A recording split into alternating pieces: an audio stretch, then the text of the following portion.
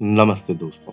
दोस्तों मूलाधार शब्द का निर्माण मूल और आधार शब्द के मिश्रण से हुआ है। जहाँ मूल का अर्थ है जड़, वहीं आधार का अर्थ होता है शुरुआत, अर्थात जड़ की शुरुआत या पहला आधार। दोस्तों मनुष्य शरीर का निर्माण उसकी माँ के गर्भ से होता है, तो उसकी जड़ें वहीं से ही होती हैं और उसका आधार भी वही है। आपको पता ही होगा कि शिशु के मनुष्य रूप में आकार लेने से पहले वो मात्र एक मांस का गोला होता है। धीरे धीरे वो मनुष्य शरीर धारण करता है। दोस्तों शुरुआत में मनुष्य शरीर का निर्माण ऊर्जा रूप से शरीर से होता है।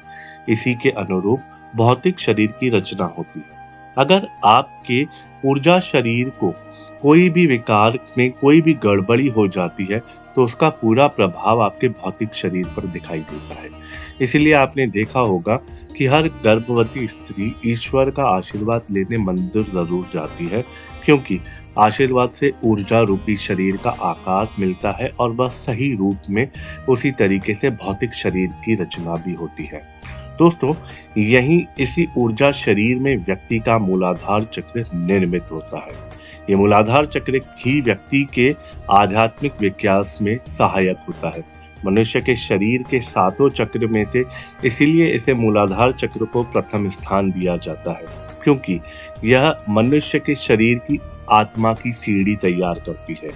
यह मनुष्य की रीढ़ की हड्डी के बिल्कुल नीचे स्थित होता है, जिसकी वजह से इस चक्र को जड़ चक्र के नाम से भी जाना जाता है।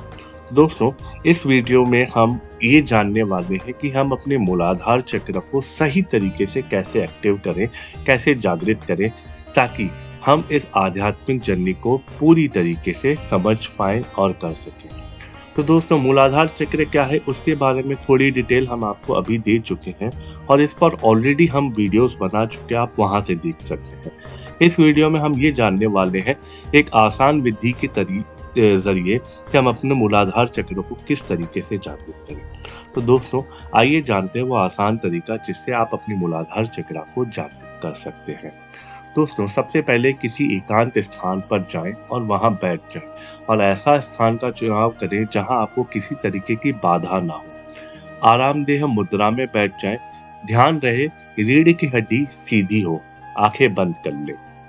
दोस्तों अगर आपने कभी ध्यान का अभ्यास नहीं किया हो तो पहले 3 से 7 दिन तक अपनी सांसों को देखिए।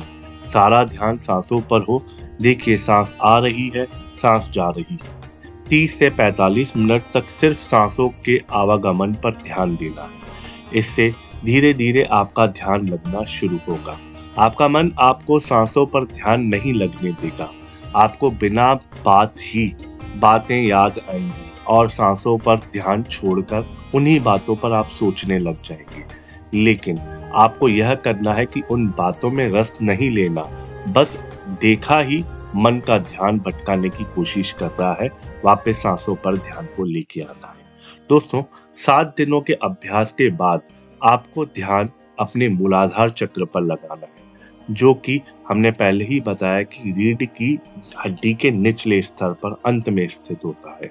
आंखें बंद, सारा ध्यान मूलाधार चक्र पर रखना है और साथ ही एक मंत्र का उच्चारण करना है जो है लम। लम मूलाधार चक्र का बीज मंत्र होता है, तो इसी मंत्र का हमें जाप करना है।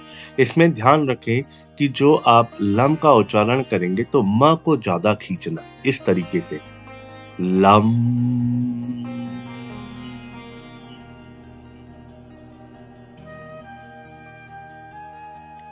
मंत्र जाप करते वक्त ध्यान सारा मूलाधार चक्र पर रखें। शुरू हर रोज कम से कम 30 मिनट करें, बाद में इसे 1 घंटे तक ले जाएं। सुखद अनुभूति होगी और जीवन में कम ही सही पर बदलाव जरूर होगा। देखिए मूलाधार चक्र एक्टिव करना बहुत आसान नहीं है, ये हमेशा समय लेता है। तो जैसे जैसे आप इस प्रक्रिया को करते जाएंगे वैसे वैसे आपके अनुभव भी बदलने लगते हैं।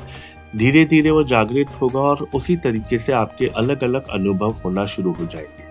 बट आपको एक चीज का इसमें ध्यान रखना है कि आपको आत्मविश्वास में कमी नहीं लाने देनी, और साथ में एक चीज का ध्यान रखना है कि आपको घमंड नहीं करना।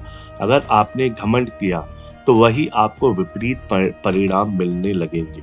विपरीत परिणाम मूलाधार चक्र की वजह से नहीं मिलेंगे, केवल जो घमंड वाली स्थिति आएगी उसकी वजह से मिलेंगे। तो दोस्तों, जब आपका ये चक्र जागृत होगा तो आपको कैसे अनुभव होंगे, किस तरीके से आप समझेंगे कि आपका चक्र जागृत हो रहा है। तो दोस्तों, अभी हम अनुभव को समझते हैं। जब भी किसी व्यक्ति का मूलाधार चक्र जागृत हो जाता है तो उसके स्वभाव में परिवर्तन को स्पष्ट रूप से देखा जा सकता है, जिससे व्यक्ति निर्भीक हो जाता है और उसके अंदर वीरता की भावना उत्पन्न हो जाती है। इसके साथ ही उसके मन में आनंद का भाव भी उत्पन्न हो जाता है। किंतु आप इस बात का ध्यान रखें, जब भी आप अपने मूलाधार चक्र को जागृत करने के बारे में विचार करें तो आप एक संकल्प के साथ और पूर्ण जागरूकता के साथ इसकी शुरुआत करें। ऐसा ना हो कि आपने 2 दिन शुरुआत की, 3 दिन शुरुआत की और आप थक गए। नहीं, आपको इसमें संकल्प लेना है कि मैं निरंतर इसका अभ्यास करूंगा जब तक मेरा मूलाधार चक्र जागृत नहीं होगा। दोस्तों, इसके जागरण पे कुछ और भी अनुभव है, जैसे कि आपका भौतिक जीवन में ध्यान कम लगने लगेगा, मतलब भौतिक जीवन की चीजें आपको मिथ्या लगने लगेगी। आप अपने आंतरिक जीवन में प्रवेश करने का ज्यादा से ज्यादा प्रयास करेंगे। आप ज्यादा से ज्यादा आध्यात्मिक ज्ञान को प्राप्त करने की रुचि रखेंगे और साथ ही आपकी जितनी भी वासनाएं हैं उसमें धीरे धीरे कमी देखने को मिलेगी। आपके आत्मविश्वास में बढ़ोतरी होती है और साथ में आपकी जो सोचने और करने की विचारधारा है वो उसमें और भी ज्यादा सकारात्मकता आने लगती है। तो इन अनुभवों से आप समझेंगे कि आपका मूलाधार चक्र जागृत हो रहा है और जैसे जैसे वो जागृत होते जाएगा वैसे वैसे ही आपके अनुभव भी और ज्यादा तीव्र और ज्यादा स्पष्ट होने लग जाएंगे। दोस्तों, क्योंकि मूलाधार चक्र सबसे निचले स्तर पे और सबसे प्रथम चक्र है तो इसमें जागृत होने में हमेशा समय लगता है। तो आप संभवतः रूप से पेशेंस रखते हुए इस पे काम कीजिएगा और जिस वक्त ये चक्र जागृत होने लगेगा आपके जीवन में ऑटोमेटिकली बाकी सारी चीजें प्राप्त होना शुरू होने लग जाएंगी। दोस्तों, हमें कमेंट करके बताइएगा आपको ये जानकारी कैसी लगी और वीडियो को लाइक एंड शेयर और चैनल को सब्सक्राइब जरूर कीजिएगा। हम आपसे मिलते हैं अगले वीडियो। तब तक आप आनंद में रहिए। नमस्कारम।